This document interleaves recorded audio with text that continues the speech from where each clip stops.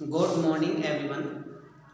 आज हम अपने इस मैथ की क्लास में एक ऐसे टॉपिक को डिस्कस करेंगे जो ना केवल 8th क्लास, 9th क्लास और 10th क्लास में आता है, बट उसके अलावा ये 11th और 12th क्लास में भी कई जगह काम आता है।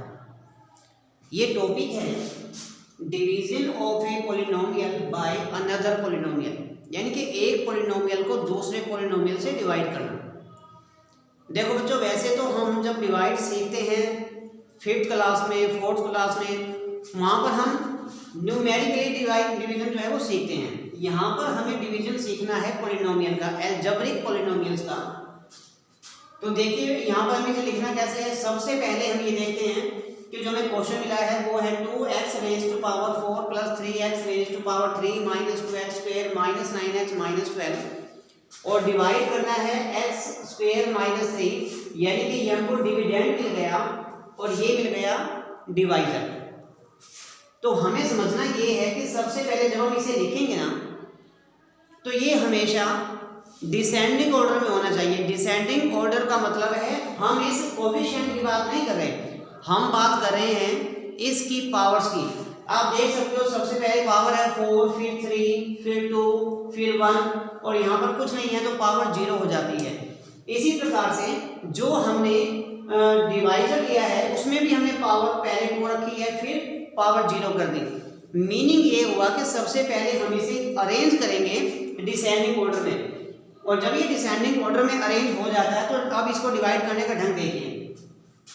हमें यहाँ मिला है एक्स स्क्वायर, ये है डिवाइजर की first term, and 2x raise to power 4 this is the first term of dividend.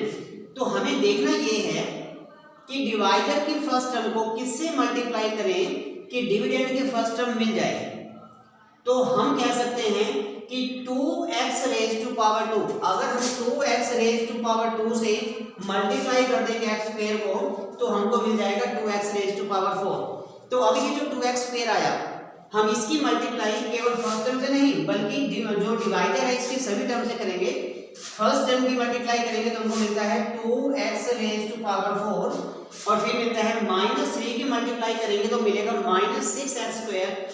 अब 6x स्क्वायर यहाँ पर मिलेगा क्योंकि यहाँ पर पावर 2 थी तो यहाँ पर पावर 2 इसके नीचे ही आनी चाहिए। हम पावर 3 के नीचे पावर 2 नहीं ले सकते, हमें पावर सेम मिलनी चाहिए। और दूसरा पॉइंट में ये समझना होगा कि जो फर्स्ट टर्म होती है वो एग्जैक्टली हमें वही मिल जानी चाहिए जो कि इसमें डिविडेंड में थी। जो डिविडेंड की फर्स्ट टर्म है वही हमें यहाँ मिलना चाहिए। अब हमें करना ये है कि इन टर्म्स में से नीचे वाली टर्म्स को माइनस करना है। तो माइनस करने के लिए इनके सिंबल को चेंज करेंगे और सिंबल यहाँ चेंज नहीं होंगे, इसके नीचे चेंज होंगे। अब ये जो माइनस है इसको हम प्लस कर देंगे, तो हम अब ये मानेंगे कि 2x रेज़ टू पावर 4 का सिंबल प्लस नहीं है, माइनस हो गया। इसी प्रकार से 6x स्क्वायर का सिंबल भी माइनस नहीं रहा, प्लस हो गया। तो 2x raise to power 4 minus 2x raise to power 4 cancel हो जाएगा। अब हम देखें यहाँ पर भी जब हमें लिखना है तो डिसेंडिंग ऑर्डर ही होना चाहिए। तो पहले पावर 3 देखते हैं, 3x raise to power 3 minus 2x square plus 6x square, तो 6 माइनस 2 करेंगे 4 आएगा, plus 4x square minus 9x minus 12, ये बनता है। अब हम फिर से देखें x स्क्वायर की मल्टीप्लाई किससे करें कि हमें 3x रेज़ टू पावर 3 फिर से हमें फर्स्ट टर्म मिलनी चाहिए। तो हम कर सकते हैं प्लस 3x, क्योंकि जब x स्क्वायर को हम 3x से मल्टीप्लाई करेंगे तो हमको मिल जाएगा 3x रेज़ टू पावर 3 और -3 से मल्टीप्लाई करेंगे तो मिलेगा -9x और -9x हमें बिल्कुल इसके नीचे मिलता है। आप देखिए सिंबल हमने फिर बदला, ये भी कैंसिल और ये भी cancel, -9x plus 9x cancel, 3x cube minus 3x cube ये भी कैंसिल, हमें मिलता है 4x स्क्वायर माइनस 12। अब इसके बाद हम देखें x स्क्वायर की मल्टीप्लाई किससे करें कि 4x स्क्वायर आ जाए। तो हम यहाँ लिखेंगे 4 प्लस 4 से मल्टीप्लाई करेंगे फर्स्ट टर्म को तो 4x स्क्वायर आएगा और 4 की मल्टीप्लाई जब -3 से करेंगे तो -12 आएगा।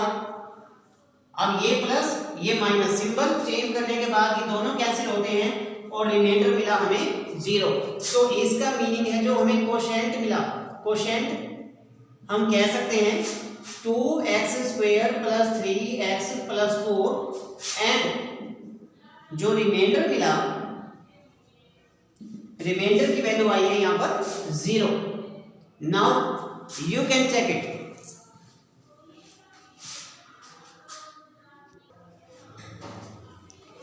अब इसके बाद हम एक क्वेश्चन और देखते हैं जो मिला हुआ है x cube minus 3x square plus 5x minus 3 और हमें इसे डिवाइड करना है एक्स स्क्वायर माइनस 2 से।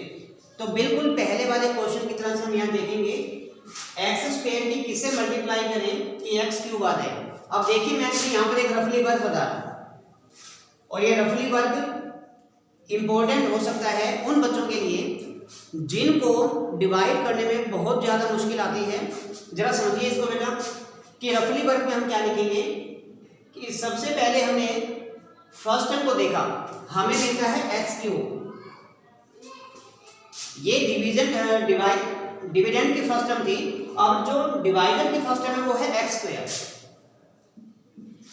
अगर हम डिविडेंड की फर्स्ट टर्म को डिवाइडर की फर्स्ट टर्म से डिवाइड कर दें तो हमको कोशेंट की फर्स्ट टर्म मिल जाएगी। एक्स क्यूब को एक्स स्क्वायर से डिवाइड करेंगे तो हमको मिलेगा एक्स, क्योंकि 3 टाइम है यहाँ पर और एक्स यहाँ पर 2 टाइम है, तो 1 टाइम से 1 time cancel, second time cancel और मिल गया हमको केवल एक्स। तो ये एक्स हमें कोशेंट मिल गया। और अब ये जो कोशेंट है ये कंप्लीट डिवाइडर को मल्टीप्लाई करेगा, एक्स को मल्टीप्लाई करेंगे एक्स स्क्वायर से तो एक्स क्यूब मिलता है और एक्स की मल्टीप्लाई -2 से करेंगे तो -2x मिलेगा। अब हमें सिंबल चेंज करने हैं। सिंबल चेंज हमें हर बार करने होते हैं। ऐसी कोई ऐसी कंडीशन नहीं होती कि हम सिंबल चेंज ना करें। माइनस करने के लिए सिंबल को चेंज करना ही होगा, लेकिन सिंबल केवल इन टर्म्स के चेंज करने हैं जो हमें यहाँ से मिले।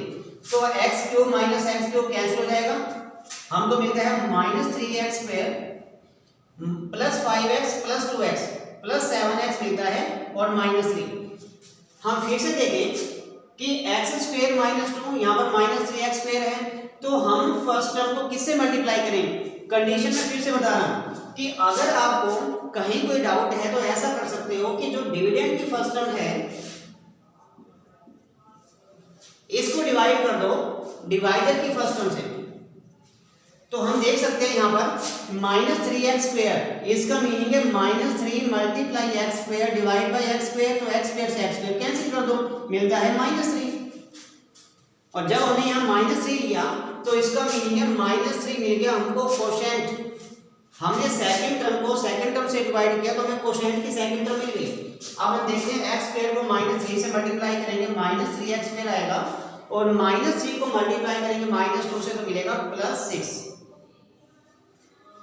अब सिंबल चेंज करेंगे यहां से भी और यहां से भी, तो ये कैंसिल हो गया। अब हमें मिलता है 7x और यहां पर मिलता है -3 एंड -6, दोनों के सिंबल सेम है, इसलिए न्यूमेरिकली हम दोनों को प्लस करेंगे। 3 + 6 9 आएगा और बड़े नंबर के साथ जो लार्जर नंबर है 3 और 6 में से 6 लार्जर है तो इसके साथ जो सिंबल है वो लगा दीजिए 7x - 9। तो इस कंडीशन में अब देखिए क्या हम आगे डिवाइड कर सकते हैं? नहीं कर सकते। क्यों नहीं कर सकते? क्योंकि हम ये देखें कि डिग्री यहाँ पर ग्रेटर है, पावर 2 से हम पावर 1 को डिवाइड नहीं कर सकते। अगर यहाँ डिग्री सेम हो जाती तब भी हम डिवाइड कर सकते हैं, अगर यहाँ पर डिग्री कम है और यहाँ डिग्री ज़्यादा है तब भी डिवाइड कर सकते हैं, बट इस केस में हम डिवाइड नहीं कर पाएंगे। तो इसका मीनिंग ये हुआ कि जो हमें कोशेंट मिलेगा वो होगा x - 3 एंड जो रिमाइंडर मिलेगा वो होगा 7x - 9 and this is the answer. Now beta you can check it.